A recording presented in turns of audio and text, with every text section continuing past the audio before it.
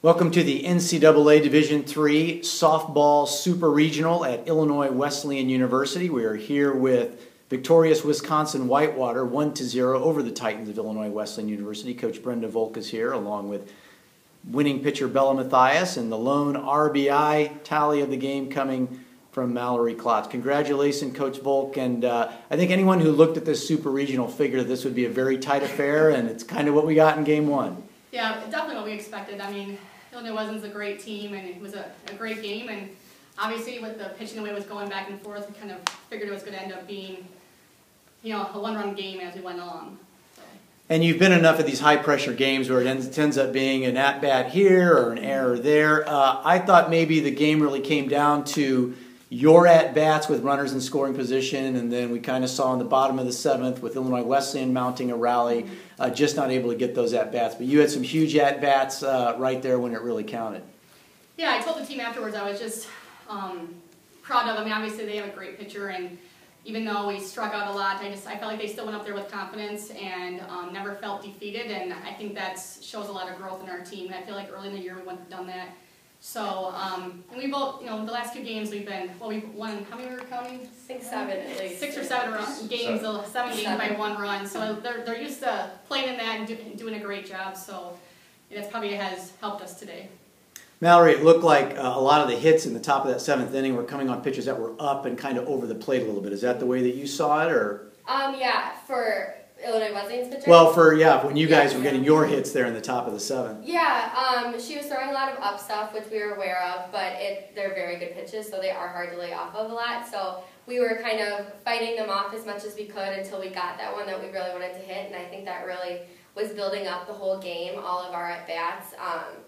You could see somebody would strike out, and like Brenda said, they'd come back to the dugout, and it's like they wanted to go right back up there again. So I think that definitely is what kind of is how we got that grit in that last inning with runners in scoring position.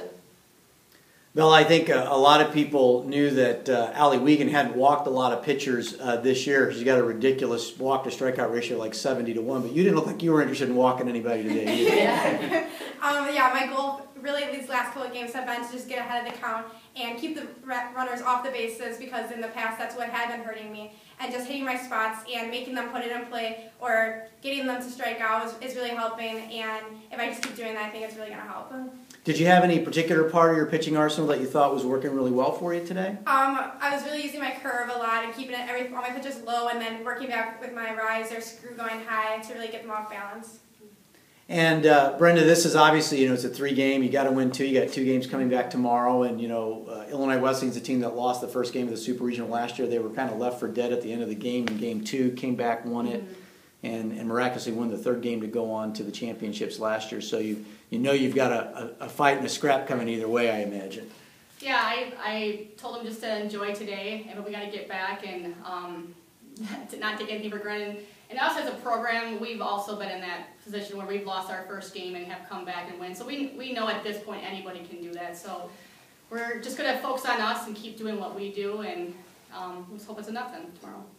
Mallory, I commented during the game on the broadcast that, I think as spectators we get more tense and more tense and more tense as the game gets to the 7th inning.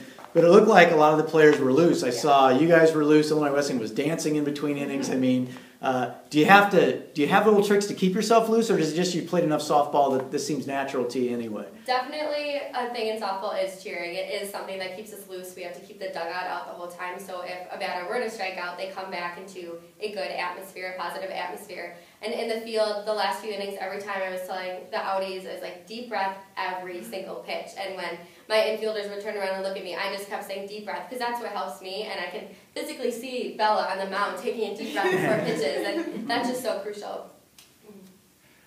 Bella, it seemed like you found another gear when they got the first 2 runners on in the bottom of the 7th. Was that adrenaline really rushing through you at that point?